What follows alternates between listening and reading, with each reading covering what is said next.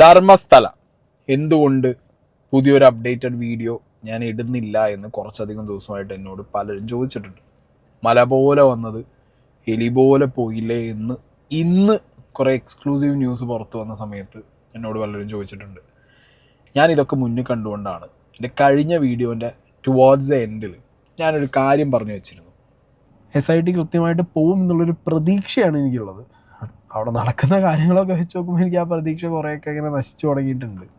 Okay, പിന്നെ ഈ മുഖം മറിച്ചിട്ടുള്ള ഈ ശുചീകരണ തൊഴിലാളിനെ നമ്മൾ കാണുന്നത്, പേരറിയില്ല, ആളാരാന്നറിയില്ല, ഐഡൻറ്റിറ്റി ഇല്ല. അയാളുണ്ടോ, അയാൾ തന്നെയാണോ, അയാളെ മാറ്റും, ഹൂ ന്യൂസ്, ആർക്കറിയാം. 13ാമത്തെ പോയിന്റിൽ ഇവർ പോകുന്നുമില്ല. അതിന് മുമ്പേ ചാടി പിടിച്ചവർ അമ്പലത്തിൻ്റെ പ്രമൈസിൽ പോവുകയും ചെയ്തു. വലിയ അത്രയ്ക്ക് കാര്യങ്ങൾ. ഞാൻ പറഞ്ഞു വന്ന കാര്യം അത്യാവശ്യം ഈ ധർമ്മസ്ഥല വിഷയം വീഡിയോസ് സെർച്ച് ചെയ്ത് കാണുന്ന ആളുകൾക്ക് മനസ്സിലാവും. ആദ്യം മുതലേ ആരാണ് ഈ വിസിൽ ബ്ലോവർ, ആരാണ് ഈ ശുചീകരണ തൊഴിലാളി എന്നുള്ളതിനെ കുറിച്ച് നമുക്കൊരു ഐഡൻറ്റിറ്റി ഇല്ല. ഓക്കെ, അയാളുടെ ഐഡൻറ്റിറ്റി കീപ്പ് ചെയ്യണം, അത് സ്വകാര്യമായിട്ടിരിക്കണം, അയാൾക്ക് പ്രൊട്ടക്ഷൻ കൊടുക്കണമെന്ന് കോടതി തന്നെയാണ് പറഞ്ഞിട്ടുണ്ടായിരുന്നത്. ഓക്കെ, അതുകൊണ്ട് പബ്ലിക്കിൻ്റെ മുന്നിൽ ഇയാൾ ആരാ എന്താണെന്നറിയാൻ ഒരു വഴിയില്ല. ഒരു മാസ്ക് ഇട്ടാണ് ഇയാൾ വന്നത്. ആകെ കാണുന്നത് ഈ ഒരു കണ്ടും മൂക്കും മാത്രമാണ് ഇയാൾ. അപ്പം അങ്ങനത്തെ സാഹചര്യത്തിൽ ഇവിടെ ഏതെങ്കിലും രീതിയിലുള്ള ഒരു സ്വാപ്പിംഗ് നടന്നിട്ടുണ്ടെന്നുണ്ടെങ്കിൽ നമ്മളെങ്ങനെ അറിയുന്നത്? ഇത് ചില്ലറ വിഷയമല്ല ധർമ്മസ്ഥലയിൽ ഡീൽ ചെയ്തുകൊണ്ടിരിക്കുന്നത്. ഭരിക്കുന്ന പാർട്ടി, അപ്പുറത്തുള്ള പാർട്ടി, രണ്ട് പാർട്ടിക്കും ഒരുപോലെ പണി കിട്ടും, പണി വരുന്ന ഉള്ള ഒരു സിറ്റുവേഷനിൽ താമരയും കയ്യും ഒക്കെ ഒന്നിക്കും. മനസ്സിലായ? എന്നെ സംബന്ധിച്ചിടത്തോളം എനിക്കിപ്പോൾ ഇന്ന് വന്ന കുറേ എക്സ്ക്ലൂസീവ് സാധനങ്ങളുണ്ട്. അതൊക്കെ കണ്ടപ്പോൾ എനിക്ക് മനസ്സിലായ കുറച്ച് കാര്യങ്ങളും പിന്നെ എൻ്റെ കുറച്ച് ചോദ്യങ്ങളുമാണ്. ആരോപണങ്ങൾ വ്യാജം, ധർമ്മസ്ഥല വെളിപ്പെടുത്തൽ, ക്ഷേത്രം മുൻ ശുചീകരണ തൊഴിലാളി അറസ്റ്റിൽ. ഓക്കെ, അപ്പോൾ SIT ഇന്ന് മുൻ ശുചീകരണ തൊഴിലാളിയെ കസ്റ്റഡിയിൽ എടുത്തിട്ടുണ്ട്. And plus Ananya Bhatt. Okay, Ananya ഭട്ടിൻ്റെ കേസിലും ഭയങ്കരമായിട്ടുള്ള ട്വിസ്റ്റ് ഉണ്ട്. സുജാത ഭട്ട്, അനന്യ ഭട്ടിൻ്റെ അമ്മ എന്ന് പറഞ്ഞ് ധർമ്മസ്ഥലയിൽ വന്ന സുജാത ഭട്ട് പറഞ്ഞത് മൊത്തം നുണയാണെന്നും അനന്യ ഭട്ട് എന്ന് പറഞ്ഞൊരു കുട്ടി സുജാത ഭട്ടിന് ഇല്ല എന്നുമുള്ള കാര്യങ്ങളൊക്കെയാണ് ഇപ്പോൾ പുറത്ത് വന്നുകൊണ്ടിരിക്കുന്നത്. ഇത് എവിടുന്നാണ് തുടങ്ങി? എവിടെ നിന്നാണ് ഈ ധർമ്മസ്ഥല ഈ ഒരു ഇഷ്യൂ റീസെൻ്റ്ലി എസ്കലേറ്റ് ആവുന്നത്? സൗജന്യ. ഇവിടെ സൗജന്യനെ കുറിച്ച് ആരും സംസാരിക്കുന്നില്ല. വൈ? എന്തുകൊണ്ട്? എല്ലാവരും അനന്യ ഭട്ടിൻ്റെ മുകളിൽ പോകുന്നുണ്ട്. ഇവിടെ നമുക്ക് റീസെൻ്റ്ലി ഹേമ കമ്മിറ്റി റിപ്പോർട്ട് വന്ന സമയത്ത് വീഡിയോ ചെയ്യുന്ന വഴിക്ക് ഞാൻ കുറച്ച് കാര്യങ്ങൾ പറഞ്ഞിട്ടുണ്ടായിരുന്നു. ജെനുവിൻ ആയിട്ടുള്ള കേസുകൾ വരും. ഈ ജെനുവിൻ ആയിട്ടുള്ള കേസുകൾ പൊട്ടിപ്പോവാൻ അപ്പുറത്ത് ഓപ്പോസിറ്റ് സൈഡിലുള്ള ടീം 4-5 ഫേക്ക് കേസുകൾ ഫാബ്രിക്കേറ്റ് ചെയ്ത് അവരെന്നെ ഇറക്കി വിടും. ജെനുവിൻ ആണെന്ന് തോന്നിക്കുന്ന രീതിയിലുള്ള 4-5 എണ്ണം. ആ കേസ് മുന്നേ പോകും തോറും ഈ ഫാബ്രിക്കേറ്റഡ് സാധനം പൊട്ടും. അത് പൊട്ടിപ്പോകുമ്പോൾ മൊത്തം ജെനുവിൻ ആയിട്ടുള്ള കേസുകൾ വരെ സംശയത്തിൻ്റെ നിഴലിലേക്ക് പോകുന്ന ഒരു പ്രത്യേക തരം പരിപാടി ഒപ്പിക്കുന്ന ഐറ്റം ഉണ്ട്. അത് ഇവിടെയും നടക്കാമല്ലോ. സൗജന്യ എന്ന് പറഞ്ഞൊരു ജെനുവിൻ കേസ്, ആ കേസിൽ നിന്ന് തുടങ്ങിയ ഇൻവെസ്റ്റിഗേഷനും അതിൽ നിന്ന് തുടങ്ങിയ പ്രൊട്ടസ്റ്റുമാണ്. നിങ്ങളൊന്ന് ആലോചിക്കുക, ഒരു 10-18-20 കൊല്ലമായിട്ട് ഒരു നാട്ടിലുള്ള സിസ്റ്റം, നാട്ടിലുള്ള ആളുകളൊക്കെ പറയുന്നു ദുരൂഹ മരണങ്ങൾ അവിടെ സംഭവിച്ചിട്ടുണ്ട്, അന്വേഷിക്കണം എന്ന് പറയുമ്പോൾ അവിടെയുള്ളൊരു അമ്പലവും അതിൻ്റെ ട്രസ്റ്റിൻ്റെ ഭാഗമായിട്ടുള്ള ആളുകൾക്കെതിരെ അവരെ എന്താ പറയുക ഡിഫെയിം ചെയ്യാൻ വേണ്ടിയിട്ട് ഇത് എല്ലാവരും കൂടി പറഞ്ഞു നടക്കുന്ന പരിപാടിയാണ്, അല്ലെങ്കിൽ ഇത് അങ്ങനെയാണെന്നൊക്കെ. ഓക്കെ, അങ്ങനെയാണെങ്കിൽ അത് പറയാം. പക്ഷെ അത് തെളിയിക്കാൻ പറ്റണം ആര് എങ്ങനെ എന്ത് എന്നുള്ളത്. ജെനുവിനായിട്ടുള്ളൊരു കേസിനെ കുറിച്ച് സംസാരിച്ച് ജെനുവിനായിട്ടുള്ള കേസിന് ഒരു അന്വേഷണമോ കാര്യങ്ങളോ ഒക്കെ മുന്നോട്ട് വരുന്ന സമയത്ത് ഇതിനിടയിൽ മറ്റേ കുളത്തിൽ കായം കളിക്കിയ പോലെ കുറച്ചെണ്ണത്തിനിടെ ഇറക്കി ഫേക്ക് കേസായി വിട്ട് കഴിഞ്ഞാൽ ആ ഫേക്ക് കേസ് പൊട്ടുമ്പോൾ ജെനുവിനായുള്ള ആ കേസിനടക്കം ചോദ്യചിഹ്നത്തിൽ വന്ന് നിൽക്കുന്ന രീതിയിൽ കാര്യങ്ങൾ മാറ്റാമല്ലോ. പൈസ ഉള്ളവന്, മണി പവർ, മസിൽ പവർ ഉള്ളവന് എന്തും ചെയ്യാം. ഇപ്പം കംപ്ലീറ്റ് ഫോക്കസ് പോകുന്ന അനന്യ ഭട്ടിൻ്റെ കേസിലേക്കാണ്. എന്തുകൊണ്ടാണ് സൗജന്യൻ്റെ കേസ് ആരും എടുക്കാത്ത? വൈ? എടുക്കില്ല. അതാണ്, സൗജന്യയുടെ കേസ് എടുക്കില്ല, അവിടുത്തെ ആനപ്പപ്പാൻ്റെ കേസ് എടുക്കില്ല, കുറേ കേസുകളുണ്ട്. പത്മാവതിയുടെ കേസ് എടുക്കില്ല, അവൻ ആരെ കേസും എടുക്കില്ല. ഈ ഒരു കേസേ എടുക്കൂ, അനന്യ ഭട്ടിൻ്റെ കേസേ എടുക്കൂ. അതങ്ങനെയാണ്. ഓക്കെ, അപ്പോൾ അത് മാത്രം പൊളിഞ്ഞാൽ മതി, എൻ്റയർ കേസ് പൊളിയെന്നാണ് പറയുന്നത്. അപ്പോൾ നമുക്ക് ഇനി നോക്കേണ്ട കാര്യങ്ങൾ എന്താണെന്ന് വെച്ച് കഴിഞ്ഞാൽ, ഇതിൻ്റെ ബാക്കിൽ ഇപ്പോൾ പ്രവർത്തിച്ചു എന്ന് ഈ മതപരമായ ആസ്പെക്റ്റൊക്കെ കൊണ്ടുവന്നിട്ടുള്ള ആളുകൾ പറയുന്നത് ഗിരീഷ് മട്ടന്നവറും സമീർ എം ഡി മഹേഷ് ഷെട്ടി തിമ്മറോടി ഇവർ 3 പേരുമാണ് ഇതിൻ്റെ ഗൂഢാലോചന നടത്തിയതെന്നൊക്കെയാണ് ഇപ്പോൾ അവിടുന്ന് കിട്ടുന്ന ഈ വിവരങ്ങൾ. ഇവരൊക്കെ അറസ്റ്റ് ചെയ്യുന്നു, അങ്ങനെ കാണിക്കുന്നു, വീഡിയോ ചെയ്യുന്നവരൊക്കെ പൂട്ടുന്നൊക്കെയാണ് പറഞ്ഞുകൊണ്ടിരിക്കുന്നത്.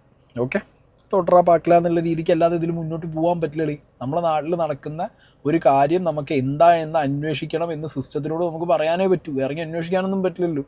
അപ്പം നമ്മളത് പറഞ്ഞു, അതിനുവേണ്ടി ശബ്ദം ഉയർത്തി. അതിൻ്റെ പിന്നിൽ എന്താ ഉള്ളതെന്നുള്ളത് ബേസിക്കായിട്ട് കണ്ടുപിടിക്കുക എന്നുള്ളത് സിസ്റ്റം ചെയ്യേണ്ട പരിപാടിയാണ്. സ്പെഷ്യൽ ഇൻവെസ്റ്റിഗേഷൻ ടീം ഫോം ചെയ്ത് ആ ടീം വരുമ്പോൾ ഇങ്ങനൊരു വ്യക്തി, ഒരു ശുചീകരണ തൊഴിലാളി പറയുമ്പോഴത്തേക്കും 13 സ്ഥലങ്ങൾ പോയി കുഴിച്ചു നോക്കുക എന്ന് ചെയ്യുന്നതിന് മുമ്പ് ഈ ശുചീകരണ തൊഴിലാളിയുടെ ബാക്ക്ഗ്രൗണ്ട് എന്തുകൊണ്ട് അവർ അന്ന് ചെക്ക് ചെയ്തില്ല? ഈ ശുചീകരണ തൊഴിലാളി ഏത് ടൈം ഫ്രെയിമിൽ ആ അമ്പലത്തിൻ്റെ ഏത് ഡിപ്പാർട്ട്മെൻറ്റിൽ വർക്ക് ചെയ്തു?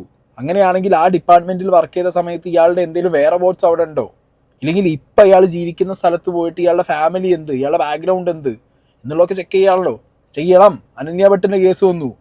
അനന്യ ഭട്ടിൻ്റെ കേസിൽ വളരെ ക്ലിയറാണ്.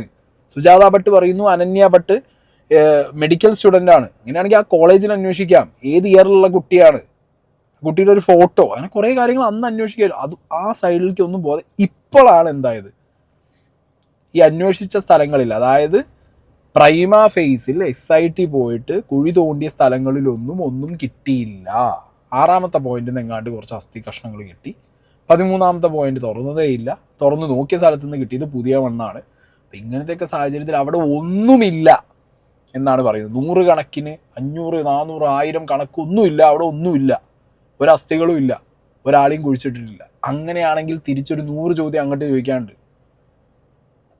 ഈ ഇടയ്ക്കാണ് അവിടെ പൊതു ശ്മശാനമാണ്, ഓക്കെ, അവിടെ കുഴിച്ചിട്ടത് മൊത്തം ഒരു പൊതു ശ്മശാനത്തിൽ, അല്ലെങ്കിൽ ഇങ്ങനത്തെ ഉപേക്ഷിക്കപ്പെട്ട ബോഡികൾ ഇഷ്ടംപോലെ കുഴിച്ചിടുന്ന ഒരു സ്ഥലമാണ്. ധർമ്മസ്ഥല എന്ന് പറഞ്ഞു കഴിഞ്ഞാൽ അമ്പലത്തിനെ ചുറ്റിപ്പറ്റിയിട്ട് അന്നദാനവും കാര്യങ്ങളും ഫ്രീ ആയിട്ടുള്ള സ്റ്റേ, ഫുഡ് ആൻഡ് ഷെൽട്ടർ കിട്ടുന്നതുകൊണ്ട് ദൂരദേശങ്ങളിൽ നിന്ന് ആളുകൾ വന്ന് അവിടെ താമസിച്ച് അവിടുന്ന് മരണപ്പെട്ടു പോകുന്ന സമയത്ത് അൺഐഡൻറ്റിഫൈഡ് ആയിട്ടുള്ള ബോഡീസ് കൊണ്ടുപോയിട്ട് മറവ് ചെയ്യുന്ന പൊതു ശ്മശാനമായിട്ടുള്ള സ്ഥലങ്ങളാണ് ഈ ശുചീകരണ തൊഴിലാളി കാണിച്ചു കൊടുത്തത് എന്നും, ഈ ശുചീകരണ തൊഴിലാളി ഇതേ അവിടുത്തെ പഞ്ചായത്തിൻ്റെ അണ്ടറിലുള്ള ഏതെങ്കിലും ഒരു കോൺട്രാക്ടറിൻ്റെ കീഴിലുള്ള ഒരു തൊഴിലാളി ആയിരിക്കാനാണ് സാധ്യത എന്നും പറഞ്ഞ് ഇപ്പം കാണിച്ചു കൊടുത്ത സ്പോട്ടിൽ പലതും പണ്ട് ഇതേപോലെ UTR വെച്ചുകൊണ്ട് പോലീസുകാരുടെ നേതൃത്വത്തിൽ തന്നെ ശുചീകരണ തൊഴിലാളികളെയൊക്കെ ഉപയോഗിച്ച് ശവം കുഴിച്ചിട്ട പറമ്പ് സ്ഥലമാണ് എന്ന് പറഞ്ഞിട്ടായിരുന്നു പഞ്ചായത്തിൻ്റെ വൈസ് പ്രസിഡന്റ് ആയിട്ടുള്ള ഒരു ചങ്ങാതി വന്നത്.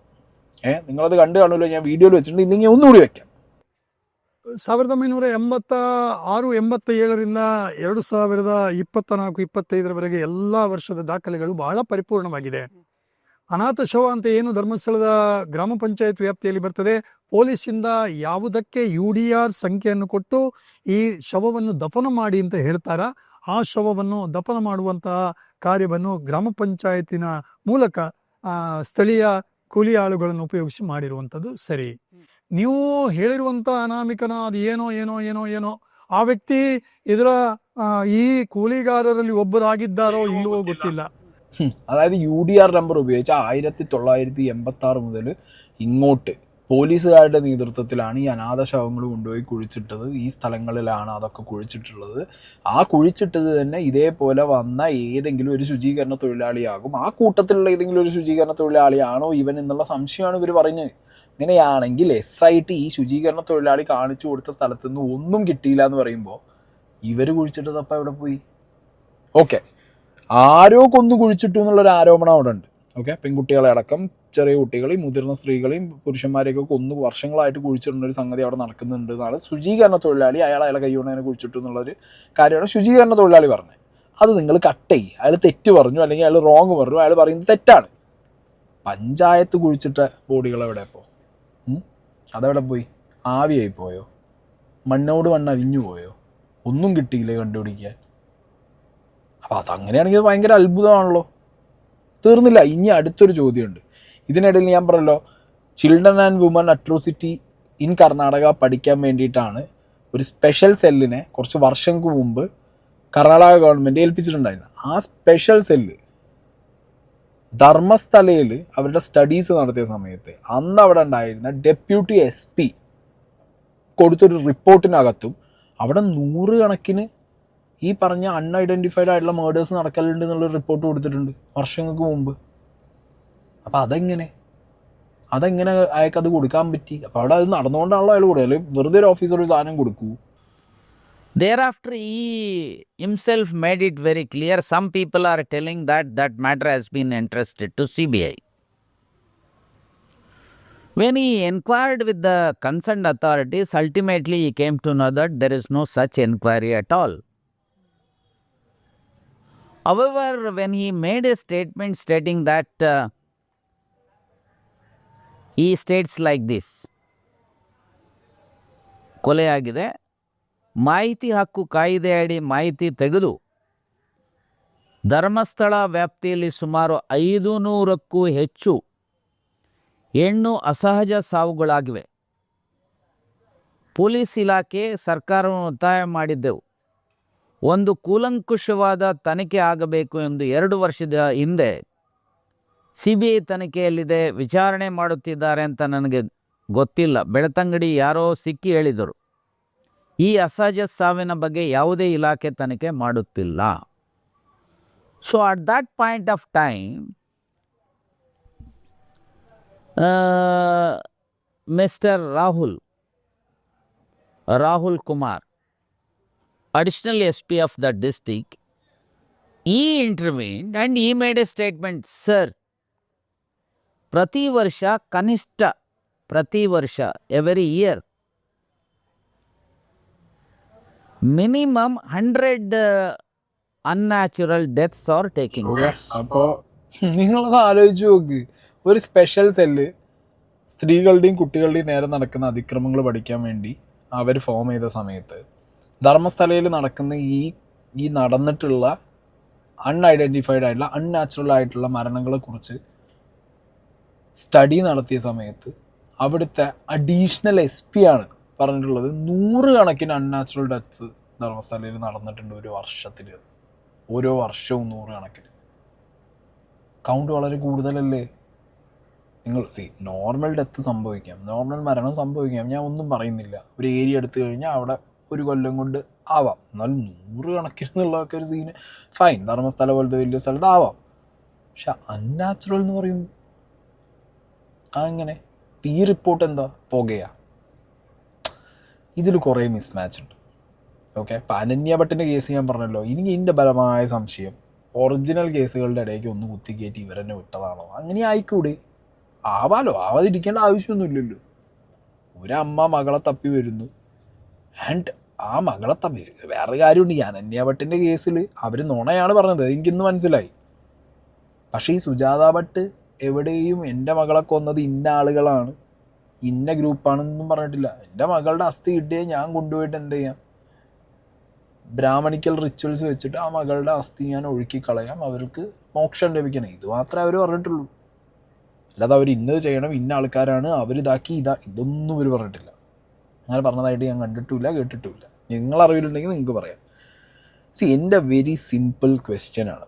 ഓക്കെ, ഇപ്പം ഇതൊക്കെ കെട്ടിച്ചമച്ചതാണ്, അല്ലെങ്കിൽ ഇതൊക്കെ എന്താ പറയുക, ഒരു ഹിന്ദു അമ്പലത്തിനെയും അല്ലെങ്കിൽ ഹിന്ദുവിൻ്റെ ആചാരങ്ങൾ വ്രണപ്പെടുത്താൻ വേണ്ടിയിട്ട്, മതവികാരം വ്രണപ്പെടുത്താൻ ഒരു കൂട്ടം ആളുകൾ ഇറങ്ങിത്തിരിച്ച് അന്യമതസ്ഥർ കാണിച്ചതാണ്, ജിഹാദി ഫണ്ടഡാണെന്നൊക്കെ പറയുന്ന ഒരുപാട് മലയാളി യൂട്യൂബ് ചാനലുകൾ ഇവിടെ ഉണ്ട്. അവരോട് ഞാൻ ചോദിക്കുന്ന ഒരൊറ്റ ചോദ്യം, അങ്ങനെയാണെങ്കിൽ പഞ്ചായത്ത് കുഴിച്ചിട്ടു എന്ന് പറഞ്ഞ ബോഡികൾ എവിടെ? നമ്പർ 1. നമ്പർ 2, സ്പെഷ്യൽ സെല്ല് അന്വേഷിച്ച സമയത്ത് പറഞ്ഞ ഈ 100 കണക്കിലുള്ള അൺനാച്ചുറൽ ഡെത്ത്സ് അതെങ്ങനെ സംഭവിച്ചു എന്നുള്ളതിനെക്കുറിച്ചൊന്നും അറിയണമല്ലോ. അൺനാച്ചുറൽ ഡെത്ത് എങ്ങനെയാണ് സംഭവിച്ചതെന്നുള്ളത്. സൗജന്യ കേസ് എങ്ങനെയായി? പത്മാവതി കേസ് എങ്ങനെയായി? പത്മലത കേസ് എന്തായി? ആനപ്പാപ്പാൻ്റെ കേസ് എന്തായി? നിങ്ങളെല്ലാവരും കൂടി ഈ പറഞ്ഞ അനന്യ ഭട്ടിൻ്റെ മുകളിൽ പിടിച്ച് കയറല്ലേ? ഇതിനെക്കുറിച്ചും കൂടി സംസാരിക്കണമല്ലോ കൂട്ടത്തിൽ. അതിൻ്റെ കാര്യത്തിലും കൂടി ഒരു തീരുമാനമായി നമുക്ക് പറയാം, ഇത് ആരൊക്കെയോ കളിച്ചതാന്നുള്ളത് പറയാം, അപ്പോൾ സമ്മതിക്കാം, നോ വറീസ്. പക്ഷേ ഈ ചോദ്യങ്ങൾക്ക് കൃത്യമായിട്ടുള്ള ഉത്തരം കിട്ടിയേ പറ്റൂ. ഫൈൻ. ഇനി നമുക്ക് അനന്യ ഭട്ടിൻ്റെ കേസിലേക്ക് പോവാം. ഈ സുജാത ഭട്ട് 2003 ധർമ്മസ്ഥലയിൽ നിന്ന് കാണാതായി അനന്യ ഭട്ടിനെ എന്നാണ് സുജാത ഭട്ട് പറഞ്ഞിട്ടുണ്ടായിരുന്നത്. MBBS സ്റ്റുഡൻ്റാണ്. കൗസ്തുർബ മെഡിക്കൽ കോളേജിലാണ്, KMCയിലാണ് ഈ കുട്ടി പഠിച്ചുകൊണ്ടിരുന്നതെന്നാണ് അവരന്ന് ക്ലെയിം ചെയ്തിട്ടുണ്ടായിരുന്നത്. എന്നാൽ ഇപ്പം പറയുന്നത് അങ്ങനെ കസ്തൂർബ മെഡിക്കൽ കോളേജിൽ 2023 അങ്ങനെ പേരിൽ അനന്യ ഭട്ട് എന്നുള്ള പേരിൽ ഒരു കുട്ടി തന്നെ മെഡിക്കൽ സ്റ്റുഡൻ്റായിട്ട് എന്ത് ചെയ്തില്ല, എൻറോൾ ചെയ്തിട്ടില്ല എന്നുള്ള കാര്യമാണ് പുറത്തു വരുന്നത്. ഇതിനിടയിൽ ഇവരോട് ഈ കുട്ടിയുടെ ഫോട്ടോ ഉണ്ടോ ചോദിച്ച സമയത്ത് ഇല്ല. ഓക്കെ, അവരുടെ ബാഗും സാധനങ്ങളും മിസ്സായി ഇവിടുന്ന് ധർമ്മസ്ഥലയിൽ നിന്ന് അവരെ തലക്കടിച്ച് അവർ കുറച്ചു കാലം കോമയിൽ കിടന്നു എന്നൊക്കെയാണ് അവർ പറഞ്ഞിട്ടുണ്ടായിരുന്നത്. അപ്പോൾ ആ സമയത്ത് അവരുടെ കയ്യിലുള്ള സാധനങ്ങൾ മിസ്സായിരുന്നു.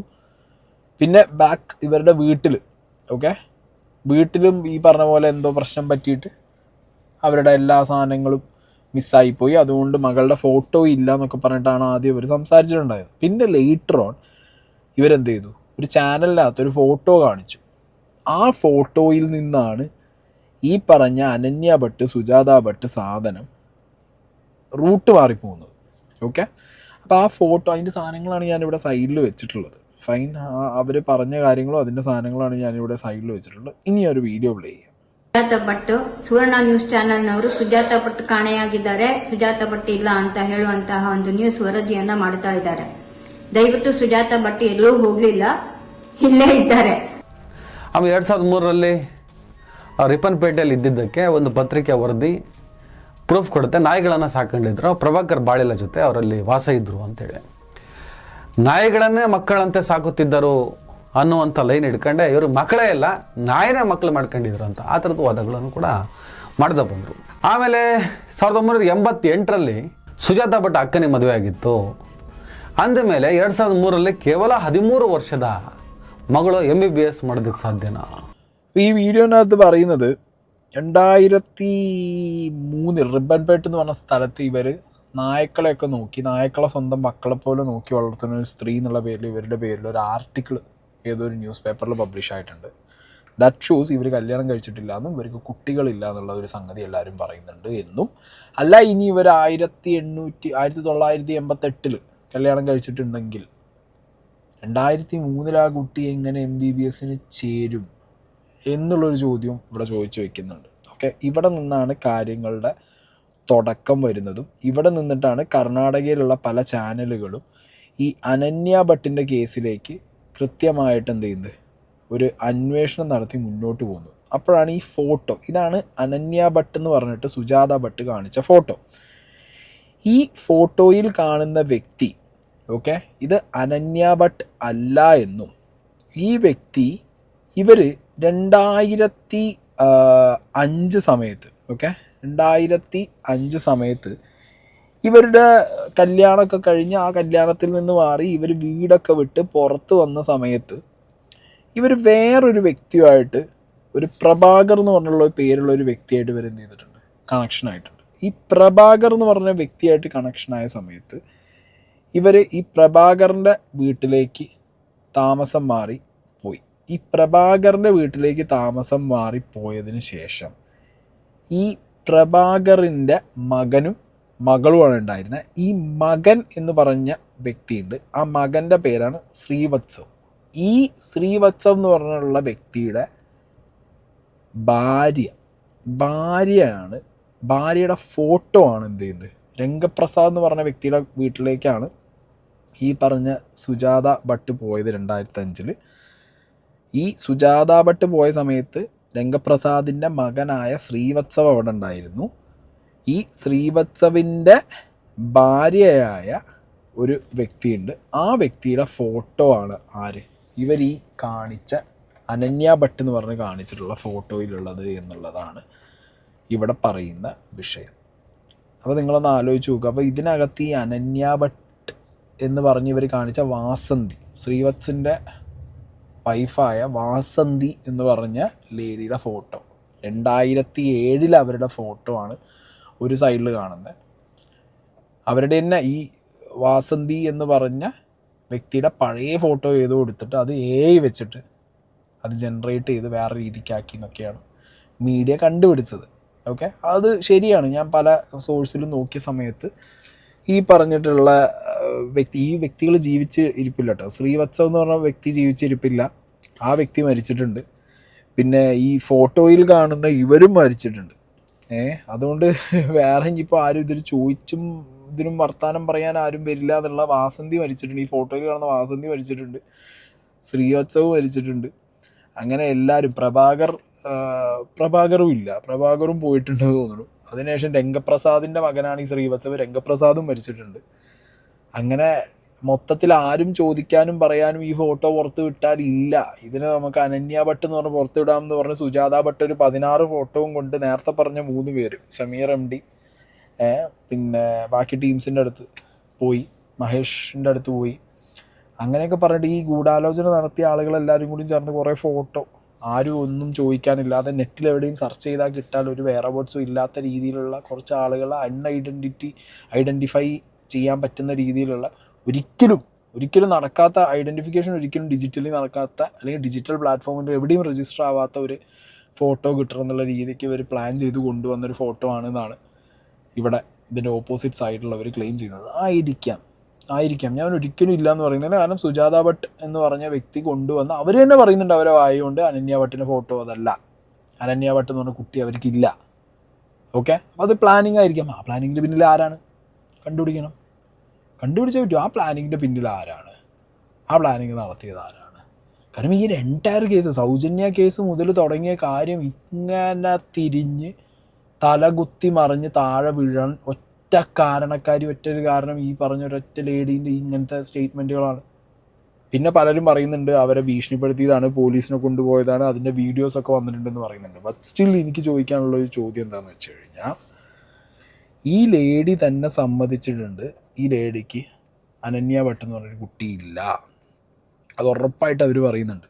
രംഗപ്രസാദിൻ്റെ മകനായിട്ടുള്ള ശ്രീവത്സവ് ഉണ്ട്, അവരുടെ ശ്രീവത്സവിൻ്റെ വൈഫായിട്ടുള്ള പെൺകുട്ടിയുടെ ഫോട്ടോ ആണ് എന്ത് ചെയ്തിട്ടുള്ളത്, ഇവർ കൊണ്ടുവന്ന് പുറത്ത് സുജാത എന്ന് പറഞ്ഞിട്ട് വിട്ടിട്ടുള്ളത്. അപ്പോൾ നിങ്ങളൊന്ന് ആലോചിച്ച് നോക്കുക. അങ്ങനെയാണെന്നുണ്ടെങ്കിൽ ആരിവരെ രംഗത്തിറക്കി എന്നുള്ളൊരു ചോദ്യം ഭയങ്കര ഇമ്പോർട്ടൻ്റ് ആണ്. കാരണം ഈ ഒരു എൻറ്റയർ സംഗതി തന്നെ ഇല്ലാതായിപ്പോയി. ഞാൻ അതിലാണ് ആകെ ഞെട്ടി നിൽക്കുന്നത്, ഈ സുജാത ഭട്ട്. കാരണം അവർ വായ തുറന്ന് അവരെന്തൊക്കെയോ വിളിച്ചു പറഞ്ഞുകൊണ്ടിരിക്കുന്നത്. ഇപ്പം അവർ പറയുന്നത് എന്താ വെച്ചെങ്കിൽ, ഇപ്പം അവർ റിപ്പബ്ലിക് ചാനലിന് കൊടുത്തിട്ടുള്ള ഒരു ഇൻ്റർവ്യൂവിനകത്ത് പറയുന്നത്, അവരുടെ ഈ അനന്യ ഭട്ട് എന്ന് പറഞ്ഞിട്ടുള്ള ആ ഒരു മകളെന്ന് ഇവർ പറഞ്ഞിരുന്ന ആ കുട്ടിയെ കണ്ടെത്തിയത് എവിടെ നിന്നാണെന്നും അവരും ഇവരും തമ്മിലുള്ള റിലേഷൻ എന്താണെന്നും ഇവർ ഈ പറഞ്ഞ സ്റ്റോറിയേ അല്ല. അതായത് MBBS പഠിക്കുന്ന വഴിക്ക് അനന്യ ഭട്ട് ഇവിടെ വന്ന് ധർമ്മസ്ഥലയിൽ നിന്ന് ഫ്രണ്ട്സിൻ്റെ ഒപ്പം വന്ന സമയത്ത് കാണാതായി എന്നുള്ള സ്റ്റോറി മാറിയിട്ട് ഇപ്പം ഇവർ ജോലിക്ക് പോയ സ്ഥലത്ത് ഉള്ള ഇവരെവിടുന്നോ വീട്ടിൽ നിന്ന് പണ്ട് വീട് വിട്ട് ഇറങ്ങിപ്പോകുന്ന സമയത്ത്, ആ വീട് വിട്ട് ഇറങ്ങിപ്പോകുന്ന സമയത്ത് ഇവരെ ബസ് സ്റ്റോപ്പിൽ നിന്നൊരു ലേഡി കണ്ട് ആ ലേഡി അവരുടെ വീട്ടിലേക്ക് വിളിച്ച് അവിടെ നിർത്തുന്ന സമയത്ത് ഇവർക്ക് ജോലി ചെയ്യണം എന്നുള്ളൊരു ആവശ്യം വന്നപ്പോൾ വേറൊരു വീട്ടിൽ ജോലിക്കാക്കി കൊടുത്തപ്പോൾ ഈ വിളിച്ചു കൊണ്ടുവന്ന ലേഡിയുടെ മകളാണ് അനന്യ ഭട്ട് എന്നുള്ളതും, പിന്നെ ലേറ്റർ ഓൺ ഈ അനന്യ ഭട്ടും ഈ ജോലിക്ക് വിളിച്ചു കൊടുന്ന വീട്ടിലെ അച്ഛനും അമ്മയും ഈ ലേഡിയും കൂടിയും ധർമ്മസ്ഥലയിലേക്ക് അമ്പലം വിസിറ്റ് ചെയ്യാൻ പോയ സമയത്ത് അവിടെ വെച്ച് അനന്യ ഭട്ട് കാണാതായി എന്നുള്ളൊരു വേർഷനിലേക്കാണ് ಇವರು കാര്യങ്ങൾ കൊണ്ടുചെന്ന് ಎತ್ತಿಚಿട്ടുള്ളത്. ഇപ്പോൾ ತುಂಬ ವರ್ಷ ಅನನ್ಯನ ಜೊತೆಗೆ ನಾನು ಇರಲಿಲ್ಲ. ಅವರಿಗೆ ನೋಡ್ಕೊಳ್ಳೋಕ್ಕಾಗಲ್ಲ ಅಂತ ಹೇಳಿ ಅವಳನ್ನು ಒಂದು ಇದರಲ್ಲಿ ಹಾಸ್ಟೆಲಿಗೆ ಹಾಕಿದ್ರು ಅಂತ ಅವರು ಹೇಳ್ತಾ ಇದ್ರು. ಅದು ಯಾವಾಗ ಅನ್ನೋದು ನನಗೆ ಗೊತ್ತಿಲ್ಲ. ಅಲ್ಲಿ ಮನೆಯಲ್ಲಿ ನೋಡ್ಕೊಳ್ಳೋಕ್ಕಾಗಲ್ಲ ಅಂತ ಹೇಳಿ ಒಂದು ಹಾಸ್ಟೆಲಿಗೆ ಹಾಕಿದ್ರು. ಅದು ಯಾವ ಹಾಸ್ಟೆಲ್ ಅನ್ನೋದು ನನಗೂ ಗೊತ್ತಿಲ್ಲ. ಸರಿ, ಸುಮ್ಮನೆ ನಾನು ಇಲ್ಲದನ್ನೆಲ್ಲ ನಾನು ಕತೆ ಕಟ್ಕೊಂಡು ಇದು ಮಾಡೋದು ಬೇಡ. ನನಗೆ ಆ ಒಂದು ವಿಚಾರ ನನಗೆ ಗೊತ್ತಿಲ್ಲ. ಅವಳು ಓದ್ತಾ ಇದ್ಲು ಅನ್ನೋದು ಮಾತ್ರ ನನಗೆ ಗೊತ್ತಿತ್ತು. ಹೌದು. 3 ವರ್ಷ ಮಗು ಆದ ನಂತರ ನೀವು ಮತ್ತೆ ಅನನ್ಯನ ಯಾವಾಗ ನೋಡಿದ್ದು? ಎಷ್ಟು ವಯಸ್ಸಿನ ಹುಡುಗಿ ನೋಡಿದ್ದ ಅನನ್ಯ? ನಾನು 3 ವರ್ಷ ಆದ ಮೇಲೆ ಒಂದು 9 ವರ್ಷಕ್ಕೆ ನಾನು ನೋಡಿದ್ದೆ ಒಂದು ಸಲ ಮಧ್ಯ ಹೋಗಿ. ಮನೆಗೆ ಹೋಗಿ ನೋಡಿದ್ದೆ. ಆವಾಗ ಇದ್ರು 9 ವರ್ಷದಲ್ಲಿ, ಅವಳು 9 ಇಯರ್ಸ್ ಆವಾಗ. ಅದಾದ ಮೇಲೆ ನಾನು 18-19 ವಯಸ್ಸಿಗೆ ನಾನು ನೋಡಿರೋದು. ಮತ್ತೆ ಇಲ್ಲಿ ಆವಾಗ ಮಂಗಳೂರಲ್ಲೇ ಇದ್ರ ಅವರು? ಮಂಗಳೂರಲ್ಲೇ ಇದ್ರು. ನೀವೆಲ್ಲಿದ್ರಿ ಈಗ? ನಾನು ರಿಪ್ಪನ್ಪೇಟೆಯಲ್ಲಿದ್ದೆ. 2002ರಲ್ಲಿ ನಾನು ರಿಪ್ಪನ್ಪೇಟೆಯಲ್ಲಿದ್ದೆ. 2002ರಲ್ಲಿ ಹೋಗಿ ನೀವು ನೋಡ್ಕೊಂಡ್ ಬರ್ತೀರಾ?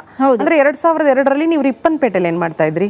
ರಿಪ್ಪನ್ಪೇಟೆಯಲ್ಲಿ ಪ್ರಭಾಕರ್ ಅನ್ನುವಂತಹ ವ್ಯಕ್ತಿಯ ತಾಯಿಗೆ ಕ್ಯಾನ್ಸರ್ ಆಗಿತ್ತು. ಆವಾಗ ಅವರನ್ನ ನೋಡ್ಕೊಳ್ಳೋಕ್ಕೆ ಅಂತ ನಾನು ಹೋಗಿದ್ದೆ. ಅದು ಈ ಅರವಿಂದ ಅನ್ನುವರ ಪರಿಚಯದ ಮೂಲಕ. ಆ ಪ್ರಭಾಕರ್ ಅನ್ನುವರು അരവിന്ദ് മൂലക നിಮಗೆ പ്രഭാകർ പരിചയമായിരുന്നു. ഈ പറഞ്ഞതിൽ നിന്നാണ് നിങ്ങൾ കണക്ട് ചെയ്യേണ്ടത്. അതായത് പ്രഭാകർ, ഞാൻ നേരത്തെ പറഞ്ഞല്ലോ, ഇവര് പ്രഭാകർ എന്ന് പറഞ്ഞുള്ള ഒരാളെ നോക്കാൻ വേണ്ടിയിട്ട്, ടേക്ക് കെയർ ചെയ്യാൻ വേണ്ടിയിട്ട് ഒരു ഹോം നേഴ്സ് എന്നുള്ള രീതിക്കാണ് ഇവർ മറ്റേ CBIയിലാണെന്നുള്ളതൊക്കെ പൊളിഞ്ഞിട്ടാ.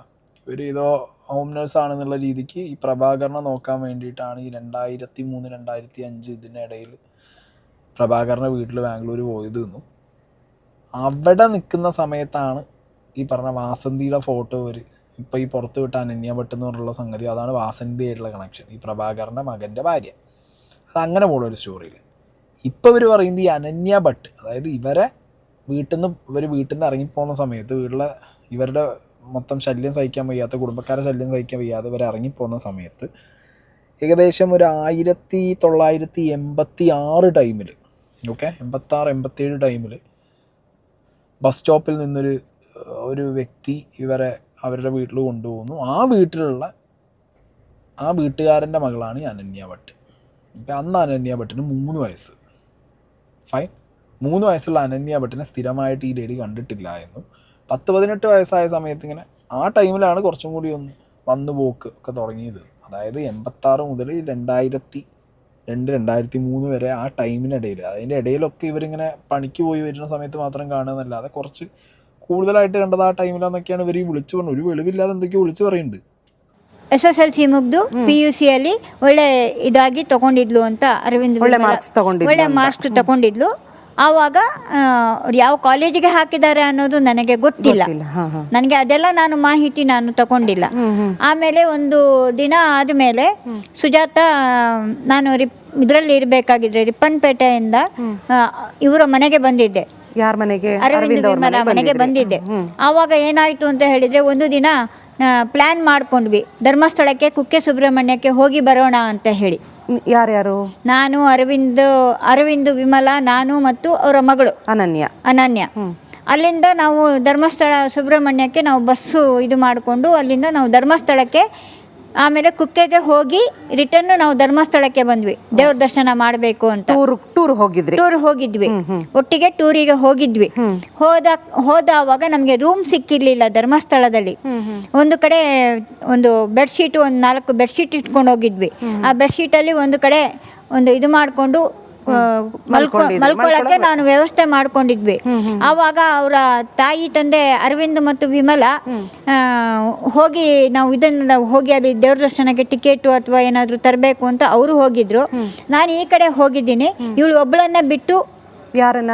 ಅನನ್ಯನ ನಿಮ್ಮ ಹತ್ರನೇ ಬಿಟ್ಟು ಹೋಗಿದ್ರಾ? ನನ್ನ ಹತ್ರ ಬಿಟ್ಟು ಹೋಗಿರ್ಲಿಲ್ಲ. ಅವಳನ್ನ ಬ್ಯಾಗ್ ನೋಡ್ಕೊ ಅಂತ ಹೇಳಿ ಅಲ್ಲಿ ಬಿಟ್ಟು, ನಾನು ಈ ಕಡೆ ಏನೋ ಒಂದು ಇದು ಹಣ್ಣುಕಾಯಿ ಅಥವಾ ಏನಾದರೂ ಒಂದು ತರಬೇಕು ಅಂತ ನಾನು ಈ ಕಡೆ ಬಂದಿದ್ದೆ, ನೋಡ್ಕೊಂಡು ಬರೋಣ ಅಂತ. ಅವರು ದೇವಸ್ಥಾನಕ್ಕೆ ಯಾವಾಗ ಇದು ಸಿಗುತ್ತೆ, ಟಿಕೆಟ್ ಸಿಗುತ್ತೆ, ಯಾವಾಗ ಒಳಗಡೆ ಹೋಗ್ಬೋದು, ಎಷ್ಟು ಗಂಟೆಗೆ ದೇವ್ರ ದರ್ಶನ ಆಗುತ್ತೆ, ಯಾವಾಗ ನಾವು ಇದನ್ನೆಲ್ಲ ತಗೊಳ್ಬೋದು ಅನ್ನೋದನ್ನ ಮಾಹಿತಿ ತಗೊಳ್ಳೋಕ್ಕೆ ಅವ್ರು ಆ ಕಡೆ ಹೋಗಿದ್ರು. ಅಷ್ಟೊತ್ತಿಗೆ ಇವಳು ಅನನ್ಯ, ನಾವು ಅವ್ರು ಆ ಕಡೆಯಿಂದ ಬರಬೇಕಾಗಿದ್ರೆ ನಾನು ಈ ಕಡೆಯಿಂದ ಬರಬೇಕಾಗಿದ್ರೆ ಅನನ್ಯ ಇರಲಿಲ್ಲ. ಅನನ್ಯ ಕಾಣಿಸ್ತಿರ್ಲಿಲ್ಲ. ಆಮೇಲೆ ಅರವಿಂದ್ ವಿಮಲ ಹುಡುಕಿಕೊಂಡು ಹೋದ್ರು ಎಲ್ಲ ಕಡೆನೂ ನೋಡೋಣ ಅಂತ. ನಾನು ಈ ಕಡೆ ಹುಡುಕಿಕೊಂಡು ಹೋದವಾಗ ಕತ್ಲೆ ಆಗಿತ್ತು. ಸಾಧಾರಣ ಒಂದು 7-7:30 ಆಗಿದೆ. 7-7:30 ಅಷ್ಟೊತ್ತಿಗೆ ಇಬ್ರು ಹೇಳಿದ್ರು, ಒಂದು ಹುಡುಗಿಯನ್ನ ಈ ಕಡೆ ಕರ್ಕೊಂಡು ಹೋಗ್ತಿದ್ದಾರೆ ಅಂತ ಹೇಳಿದ್ರು. ಯಾರು? ಜನ. ನಾನು ಅದನ್ನ ಹೋಗಿ ಫಾಲೋ ಅಪ್ ಮಾಡ್ಕೊಂಡು ಹೋದೆ. ಯಾರು ಅನನ್ಯನ ಕರ್ಕೊಂಡು ಹೋಗ್ತಾ ಇದ್ರು ಅವ್ರನ್ನ ಫಾಲೋ ಮಾಡ್ಕೊಂಡು ನೋಡಿದ್ರ? ಅನನ್ಯ ಕರ್ಕೊಂಡು ಹೋಗ್ತಾ ಇರೋದು ಹೋಗೋದನ್ನ ನೋಡಿದೆ. ನಾನು ಹೋಗಿ ಇದು ಮಾಡಬೇಕಾಗಿದ್ರೆ ನೀವು ಬರಬೇಡಿ, ನೀವು ವಾಪಸ್ ಹೋಗಿ ಅಂತ ನನ್ನನ್ನ ಕೂಗಿ ಹೇಳ್ತಾ ಇದ್ರು. ಯಾರವರು? ಅವ್ರು ಯಾರು ಅಂತ ನನಗೆ ಗೊತ್ತಿಲ್ಲ. ಗಂಡಸರು 2 ಜನ ಬಲಿಷ್ಠವಾಗಿದ್ರು. ಅವ್ರು ಕರ್ಕೊಂಡು ಹೋಗ್ತಾ ಇದ್ರು. ಆಮೇಲೆ ನಾನು ಅಂದ್ರೆ ನಡೆಸ್ಕೊಂಡು ಕರ್ಕೊಂಡು ಹೋಗ್ತಿದ್ರ? ಎಳ್ಕೊಂಡು ಕರ್ಕೊಂಡು ಹೋಗ್ತಾ ಇದ್ರು. ಆಗ ಅನನ್ಯ ಕೂಗ್ತಾ ಇರ್ಲಿಲ್ವಾ? ಕೂಗ್ತಾ ಇದ್ಲು ಬಚಾವ್ ಮಾಡಿ ಅಂತ. ನಾನು ಹೋದ್ರೆ ನನಗೆ ಹೊಡಿಯಕ್ಕೆ ಬರ್ತಾ ಇದ್ರು. ಅಲ್ಲಿ ಬೇರೆ ಜನ ಯಾರು ಇರ್ಲಿಲ್ವಾ ಅವಾಗ? ಅದು ಬೆಟ್ಟದ ಹಿಂದ್ಗಡೆ ಹೋಗ್ತಾ ಇದ್ರು. ಬೆಟ್ಟದ ಹಿಂದೆ? ബാഹുബലി ಬೆಟ್ಟದ ಹಿಂದೆ. ഓക്കെ, ഇനിയാണ് ഇവരുടെ പുതിയ കഥ, സുജാത ഭട്ടിൻ്റെ. ഓക്കെ, അരവിന്ദ് വിമല ഇവരുടെ മകളാണ് അനന്യ ഭട്ട് എന്നാണ് ഇവർ പറയുന്നത്. ഓക്കെ, ഈ അരവിന്ദ് ഭട്ട്, വിമല ഭട്ടിൻ്റെ മകൾ അനന്യ ഭട്ട്, 19 വയസ്സ് കഴിഞ്ഞൊരു കുട്ടി PUC ഒക്കെ കഴിഞ്ഞതിന് ശേഷം നല്ല മാർക്കിൽ പാസ്സായി. അതിനുശേഷം ഈ കുട്ടി ഏതൊരു കോളേജിൽ കൊണ്ടുപോയി ചേർത്തു. ആ കോളേജ് ഏതാണെന്ന് ഇവർക്കൊരു പിടുത്തവും ഇല്ല. എന്താണെങ്കിലും അങ്ങനെ ഈ കുട്ടി കോളേജിലൊക്കെ പോകുന്നൊരു സമയമായപ്പോൾ ഒരു ദിവസം ഈ പറഞ്ഞ അരവിന്ദിൻ്റെയും വിമലേൻ്റെയും വീട്ടിൽ പോയ സമയത്ത് അവിടുന്ന് ഇവർ ധർമ്മസ്ഥലയിൽ ഒരു അമ്പലം കാണാൻ പോകാമെന്ന് പറഞ്ഞ പ്ലാനൊക്കെ ഇട്ടിട്ട് അവിടെ ധർമ്മസ്ഥല അമ്പലത്തിൽ പോയി എന്നും അവിടെ റൂമൊന്നും കിട്ടാത്ത സമയത്ത്, അല്ലെങ്കിൽ റൂം എടുക്കാൻ പറ്റാത്തൊരു സാഹചര്യത്തിൽ അമ്പലത്തിൻ്റെ പുറത്തുള്ള ഇടനാഴിക്ക് പുറത്ത് ഓപ്പോസിറ്റുള്ള ഒരു ഇടനാഴിയിൽ ബാഗും സാധനങ്ങളൊക്കെ വെച്ച് അവിടെ കിടന്നുറങ്ങാനുള്ള സെറ്റപ്പൊക്കെ നോക്കുന്ന സമയത്ത് അച്ഛൻ അരവിന്ദ് നാളെ എപ്പോൾ അമ്പലം തുറക്കുന്നുള്ള കാര്യങ്ങൾ അന്വേഷിക്കാൻ വേണ്ടി അരവിന്ദും വിമലയും പോയി എന്നും ഈ ലേഡിയും അപ്പുറത്തേക്കോ പോയ സമയത്ത് ഈ കുട്ടിയെ, അനന്യ ഭട്ട് എന്ന് പറഞ്ഞ കുട്ടിയെ 1-2 ആളുകൾ ചേർന്ന് വലിച്ചെടുത്ത് കൊണ്ടുപോകുന്നത് ഇവർ കണ്ടു. എങ്ങനെയുണ്ട് സ്റ്റോറി? ആദ്യത്തെ സ്റ്റോറിയിൽ അനന്യ ഭട്ട് ഇവരുടെ സ്വന്തം മകളായിരുന്നു, MBBS പഠിക്കുന്ന കുട്ടിയാണ്. ആ കുട്ടി ഫ്രണ്ട്സിൻ്റെ ഒപ്പം ടൂർ വന്ന സമയത്ത് ഇവിടെ നിന്ന് മിസ്സിങ് ആയി എന്നുള്ള സ്റ്റോറി മാറി. ഇപ്പം ഇവർ ജോലി ചെയ്തിരുന്ന, അല്ലെങ്കിൽ ഇവരെ രക്ഷിച്ചു കൊണ്ടുവന്ന വീട്ടിലെ കുട്ടിയായി അനന്യ ഭട്ട് മാറുന്നു. ആ വീട്ടിലെ അച്ഛനും അമ്മയും ഇവരും ചേർന്ന് ടൂർ പോയി ധർമ്മസ്ഥലയിലെത്തുന്നു. അവിടുന്ന് അനന്യ ഭട്ട് കാണാതാവും. എന്തായാലും അനന്യ ഭട്ട് കാണാതായി എന്നുള്ളതിലേക്ക് ഇവർ എത്തിയിട്ടുണ്ട്. ഇതാര് ഈ സ്റ്റോറി മാറ്റിമറിച്ചു, അല്ലെങ്കിൽ ഇത് സ്റ്റോറിയാണോ സത്യം എന്താണെന്നുള്ളതിനെ കുറിച്ചൊരു ഐഡിയ ഇല്ല. ആൻഡ് ബൈ ദ വേ, ഇവർ ബാംഗ്ലൂരിൽ ഞാൻ പറഞ്ഞു ആദ്യം പണിയെടുത്തിരുന്ന 2005, 2003, 2005 സമയത്ത് പണിയെടുത്തിരുന്ന പ്രഭാകർ എന്ന് പറഞ്ഞ ആ വ്യക്തിയുടെ സ്വത്തുക്കൾ, ഇവരും ആ പ്രഭാകറും ലിവിങ് റിലേഷനിലായിരുന്നു എന്നൊക്കെ പറയുന്നുണ്ട്. രംഗപ്രസാദ്, പ്രഭാകറല്ല രംഗപ്രസാദ് എന്നാട്ടോ പേര്. പ്രഭാകർ അതിനു മുമ്പുള്ളതാണ്. ഇവർക്ക് പല റിലേഷനും ഉണ്ടായിട്ടുണ്ട്. റിബൺ പേട്ടിലുള്ള സമയത്താണ് ഇവർക്ക് പ്രഭാകറിനൊപ്പം താമസിച്ചത്. അവിടെ നിന്നാണ് ഇവർ രംഗപ്രസാദിൻ്റെ വീട്ടിലെത്തുന്നത്. രംഗപ്രസാദിൻ്റെ മകൻ്റെ ഭാര്യയുടെ ഫോട്ടോ ആണ് ഇവർ ലാസ്റ്റ് എന്ത് ചെയ്തത്, വാസന്തിയുടെ ഫോട്ടോ എടുത്തിട്ടാണ് ഈ പറഞ്ഞിട്ടുള്ള അനന്യ ഭട്ടെന്ന് കാണിച്ചത്. ഇതിനിടയിൽ ഇവരെന്ത് ചെയ്തിട്ടുണ്ട്, ഈ രംഗപ്രസാദിൻ്റെ 20 ലക്ഷം രൂപ വില വരുന്ന പ്രോപ്പർട്ടിയും സാധനങ്ങളൊക്കെ ഏതോ ഒരു ബ്രോക്കർ ത്രൂ വിറ്റിട്ടാണ് ഇവിടെ ധർമ്മസ്ഥലയിൽ എത്തിയത് എന്നും പറയപ്പെടുന്നുണ്ട്. ആകെ മൊത്തം സുജാത ഭട്ട് ഒരു ബ്ലണ്ടർ ഫേക്കായിരുന്നു ഈ ധർമ്മസ്ഥല കേസിൽ. Okay, blunder fake. എന്താണെങ്കിലും ഓപ്പോസിറ്റ് സൈഡിൽ ഇത് ഇങ്ങനെ ഒന്നും അവിടെ സംഭവിച്ചിട്ടില്ല. ഇതെല്ലാം ഒരു ഹിന്ദുത്വത്തിനെതിരെയും ഒരു അമ്പലത്തിനെതിരെയും അതിൻ്റെ നടത്തിപ്പുകാരെതിരെയും ടാർഗറ്റ് ചെയ്തിട്ട് ഒരു കൂട്ടം മതതീവ്രവാദികൾ അഴിച്ചുവിടുന്ന ആരോപണങ്ങളാണെന്ന് പറഞ്ഞ് നടക്കുന്നവർക്ക് ഇത് ഫ്യൂവലായി. ഞാൻ അപ്പോഴും ചോദിക്കുന്നൊരു ചോദ്യം, SIT ചുമ്മാ ചില്ലറ കളിയല്ല.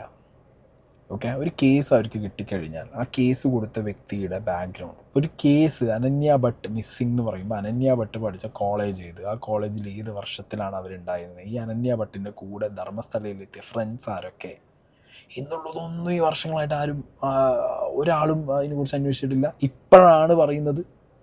അനന്യ ഭട്ടിൻ്റെ ഫോട്ടോ വരുമ്പോൾ ഈ ഫോട്ടോ വരാൻ വേണ്ടി കാത്തു നിൽക്കുകയായിരുന്നു അവർ. ആണോ? അവിടെയാണ് എൻ്റെ സംശയം. ഈ ഫോട്ടോ ഈ സ്ത്രീ പുറത്തു വിടുന്നു, ആ ഫോട്ടോ വാസന്തിയുടെയാണെന്ന് പറയുന്നു, അനന്യ ഭട്ട് എന്ന് പറഞ്ഞ ആളേ ഇല്ല എന്ന് വരുന്നു. ഇപ്പോൾ ഇവർ വന്നിട്ട് ഇരുന്ന് പറയുന്നു ഇവരുടെ ഫ്രണ്ടിൻ്റെ മകളാണ് ഈ അനന്യ ഭട്ട് എന്ന് പറയുന്നു. വീണ്ടും ആ അനന്യ ഭട്ടിനെ ധർമ്മസ്ഥലയിൽ കാണാതായതാണെന്ന് പറയുന്നു. അങ്ങനെയാണെങ്കിൽ അനന്യ ഭട്ടിൻ്റെ അമ്മയച്ഛനും വരട്ടെ, യഥാർത്ഥ അമ്മയച്ഛനും വരട്ടെ, കാണാതായ അനന്യ ഭട്ട് അവിടെ കാണാതായിട്ടുണ്ടെങ്കിൽ. ഇതിൻ്റെ ബലമായ സംശയം ഈ സുജാത ഭട്ടിനെ ഇവരെന്നെ ഇറക്കിയതാണോന്നാണ്. കാരണം സൗജന്യ കേസ് മുങ്ങിപ്പോണം, പത്മലത കേസ് മുങ്ങിപ്പോണം, അതിനിടയിൽ മറ്റേ ആനപ്പാപ്പാൻ്റെ കേസ് മുങ്ങിപ്പോണം, ബാക്കി കുറേ കേസുകൾ അവിടെ ഉണ്ടല്ലോ.